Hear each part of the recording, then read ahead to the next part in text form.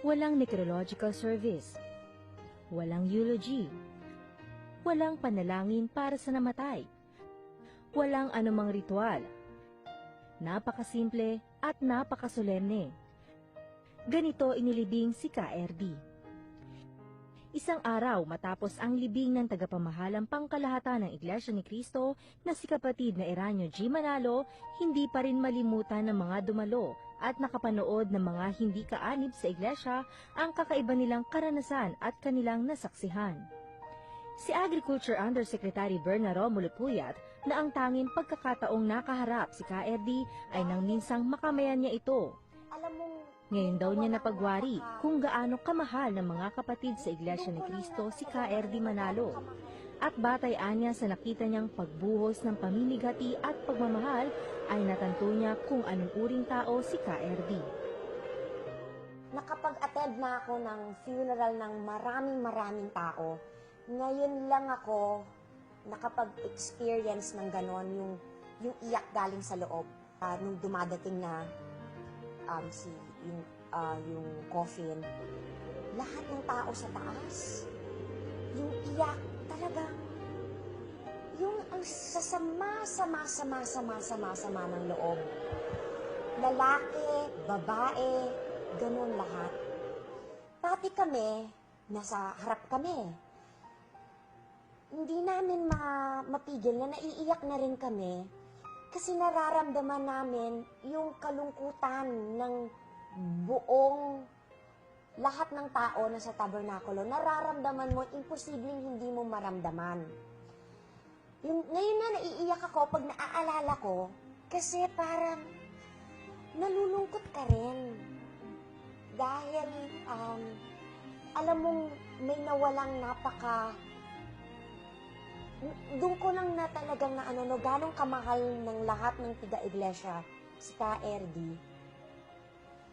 Kasi napakagaling niya, napakabait niya.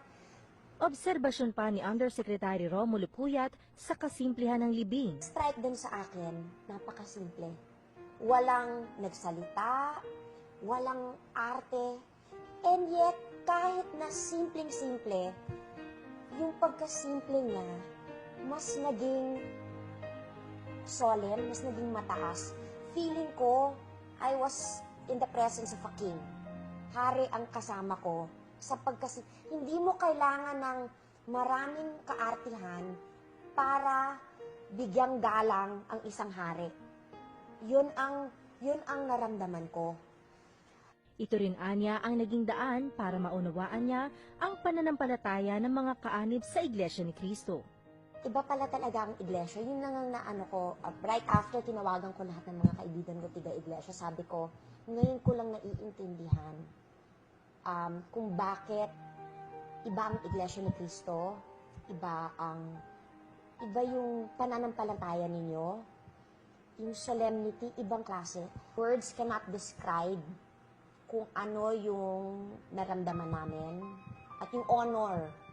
At mapalad kami na we were able to share it not only with sila Ka Tenny and Ka Eduardo, but kasama ninyong lahat. Si dating Congressman Baby Asistro, pinanood ang libing sa telebisyon. Hindi ako nakakita ng ganong kataimtim. He must have touched so many lives na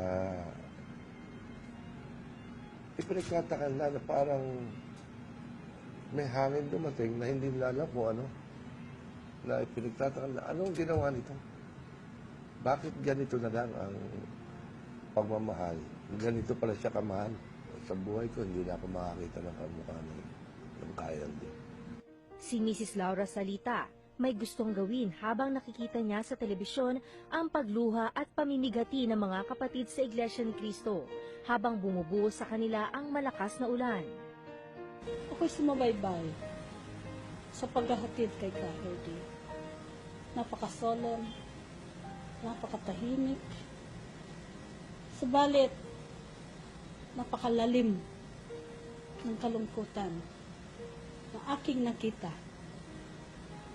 Higit sa nakakaraming kapatid na nasa labas, inuulan, kung kaya ko lamang silang yakapin isa't isa, para ipahatid na isa ako sa nakikiramay, I would have gladly done that. Para sa iBalita, ako si Jelmy Miranda.